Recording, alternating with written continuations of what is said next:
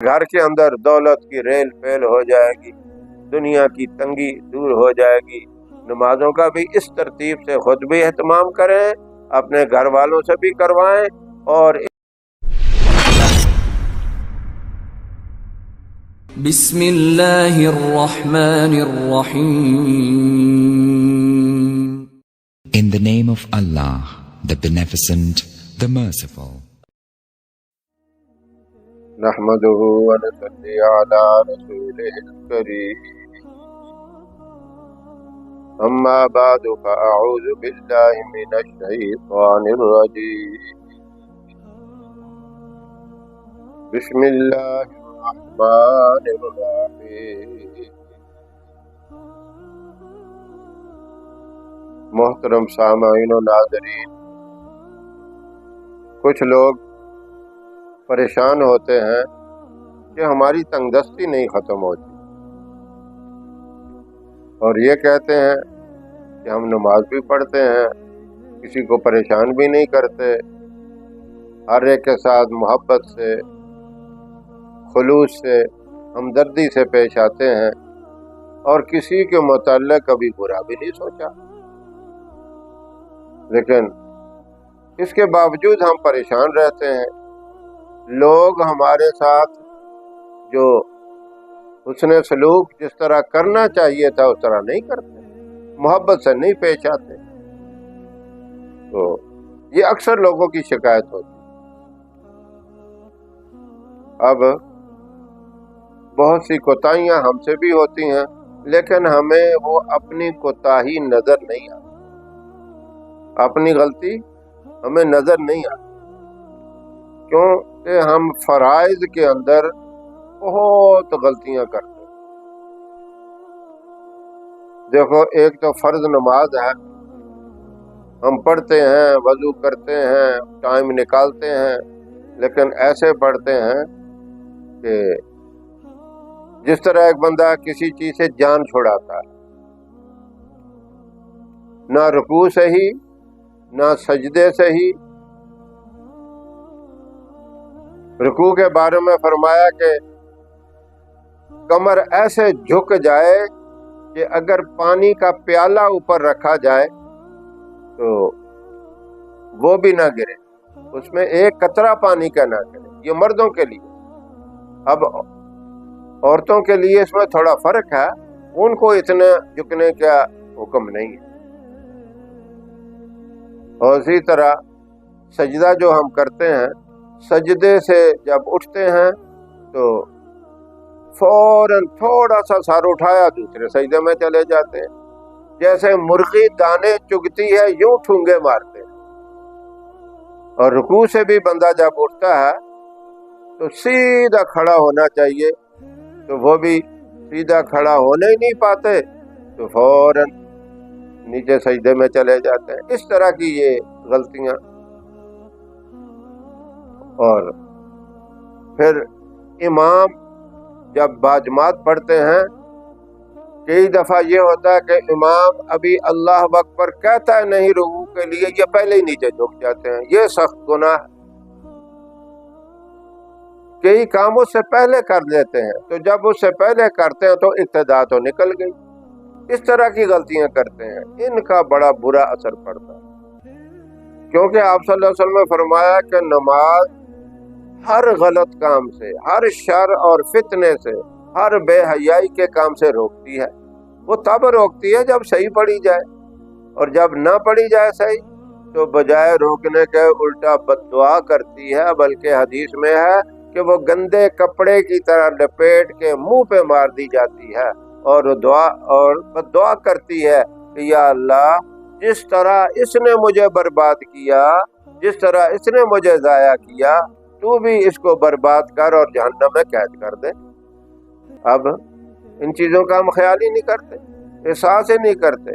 اس کے برعکس اگر ہم گھر سے وضو کر کے مسجد کی طرف نکل جائیں، روانہ ہو جائیں، سبحان اللہ، اس کا اتنا بڑا فائدہ ہے کہ ایک قدم اٹھے گا، اللہ رب العزت گناہوں کو معاف کر دے گا، دوسرا قدم اٹھے گا، اللہ درجات کو بلند کر دے گا، اب مسجد تک جاتے ہوئے یا کوئی اور نیک کام کرنے کے لیے جائے گا تو اسی طرح اجر ملے گا، ہر قدم کے اوپر اسے درجات بلند ہوتے جائیں گے اس کے، اور گناہ معاف ہوتے جائیں گے۔ یہ گھر سے وضو کر کے جانے کی فضیلت، تو ہم اس چیز کا بھی خیال نہیں کرتے، کتنا بڑا فائدہ۔ اب گناہ کتنے معاف ہوتے ہیں؟ فجر کی نماز کے لیے گیا، پچھلے گناہ، رات کے سارے گناہ معاف، ظہر کے لیے گیا، فجر سے لے کر ظہر تک کے سارے گناہ معاف، عصر کے لیے گیا، ظہر سے لے کر عصر تک سارے معاف، مغرب کے لیے گیا تو عصر سے لے کر مغرب تک کے سارے گناہ معاف، اور اسی طرح عشاء کی نماز کے لیے گیا تو مغرب سے لے کر عشاء تک سارے معاف۔ یہ گناہ صغیرہ معاف ہوتے ہیں، کبیرہ نہیں معاف ہوتے۔ اب یہ نہ سمجھے کسی کا حق دبایا ہوا ہے تو وہ معاف ہو جائے، کسی کو دکھ دیا، اذیت پہنچائی، ماں باپ کو ستایا، یہ معاف نہیں ہوتے، لیکن ان کے اوپر بندے کو ندامت ہو جاتی ہے اور توبہ کی توفیق مل جاتی ہے۔ جب سچی توبہ کرتا ہے تو یہ گناہ بھی معاف ہو جاتا ہے۔ تو یہ ہے صحیح طریقے سے نماز ادا کریں، یہ نماز کی فضیلت ہے۔ تو ہم ویسے ہی پریشان ہوتے رہتے ہیں کہ ہم سب کچھ کرتے ہیں، کہاں کرتے ہیں بھائی، بڑی غلطیاں ہوتی ہیں، بڑی خطائیں ہوتی ہیں۔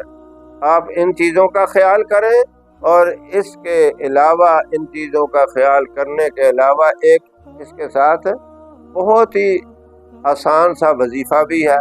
وہ کیا وظیفہ ہے؟ یا سمدو، یہ آپ نے 313 دفعہ پڑھنا۔ فجر کی نماز کے بعد اس کو آپ 313 دفعہ پڑھیں، یا اشراق کے بعد، جو اشراق کے عادی ہیں اشراق کے ٹائم پڑھ لیں، اشراق کی نماز کے بعد پڑھ لیں، یا پہلے پڑھیں، یا فجر کی نماز کے بعد پڑھ لیں۔ تو یہ یا سمدو 313 دفعہ پڑھتے وقت کوئی ٹائم نہیں لگتا۔ یہ اللہ کی ذات ہے سمد، اللہ کو یہ نام اتنا پیارا ہے، اس کی برکت سے اللہ رب العزت اس کی تنگ دستی کو ایک دم دور کرتے ہیں، چند دنوں میں دور ہو جائے۔ یہ جو آپ کہتے ہیں نا مالی بڑی تنگی ہے، یہ ایک اتنا پاورفل وظیفہ ہے، لیکن اس کے ساتھ جیسا کہ میں نے نماز کی پوری ترتیب آپ کو بتائی اس طرح پڑھیں اور یہ وظیفہ بھی کریں۔ سوال ہی نہیں پیدا ہوتا آپ کے گھر میں تنگی آ جائے، آپ کے بچوں کو تنگی آ جائے، پورے گھر کے اوپر اللہ کی رحمت برسے گی، یوں سمجھیں کہ آپ نوٹوں کی بارش ہونا شروع ہو جائے۔ یہ ایسا وظیفہ ہے، لیکن نماز کی پابندی کے ساتھ۔ ہاں، ایک بات کا یہ بھی خیال کریں، صرف آپ نے خود نہیں کرنا، اپنے بچوں سے بھی کروانا ہے۔ نماز کی پابندی، بچوں سے وظیفہ رہ جائے، چھوٹے بچے نہیں کر سکتے، جو بڑے ہیں سمجھدار وہ کریں، لیکن نماز کی پابندی کروائیں بچوں سے بھی، کیونکہ آپ صلی اللہ علیہ وسلم نے فرمایا قیامت والے دن یہ لوگ، گھر کے افراد جو ہیں، یہ اپنی ماں کو، اپنے والد کو، اپنے بڑے بھائی کو جو ان کے ماتحت ہیں، چھوٹے ہیں، ساتھ جہنم میں لے کے جائیں گے۔ اور یہ اگر نیک کاموں کے ان کو ترغیب دیتے ہیں تو یہی ان کو جنت کے اندر ساتھ لے کے جائیں، دونوں راستے بتائیں، نیک کام کی برکت سے جنت کا راستہ، اور جنت وہ فرمایا نہ کسی آنکھ نے دیکھی، جو نعمتیں اس کے اندر، نہ کسی دل کے اوپر کھٹکی، اور نہ ہی وہ کسی کے دماغ کے اندر آئی، کیونکہ اتنی بڑی نعمت ہے، جو ادنا درجے کا آخری جنتی ہوگا اس کو اس دنیا سے 10 گنا بڑی جنت ہے۔ ایک دفعہ سبحان اللہ کہنے سے ایک درخت لگ جائے گا، 100 سال تیز رفتار عربی نسل کا گھوڑا دوڑتا رہے تو اس کا وہ سایہ ہی نہیں ختم ہوگا۔ یہ برکتیں ہیں۔ ابراہیم علیہ السلام، آپ صلی اللہ علیہ وسلم جب معراج پہ گئے تو آپ نے فرمایا کہ اپنی امت کو جا کے میرا سلام کہہ دینا، اور کہنا کہ جنت بالکل چٹیل میدان ہے، اس کو آپ نے تیار کرنا نمازوں کے اہتمام سے۔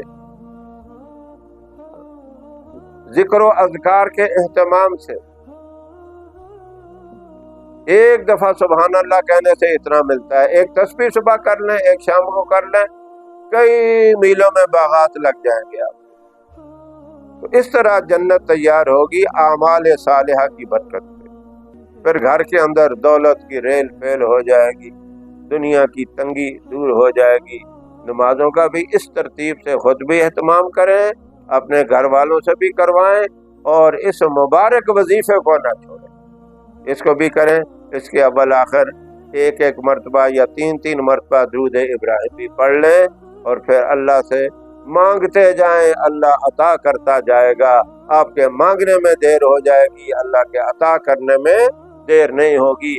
آپ نے بھی فرمایا انما انا قاسم واللہ یعطی، میں تو تقسیم کرنے والا ہوں، مجھے بھی دینے والا اللہ ہے، ساری مخلوق کو دینے والا ایک اللہ ہے۔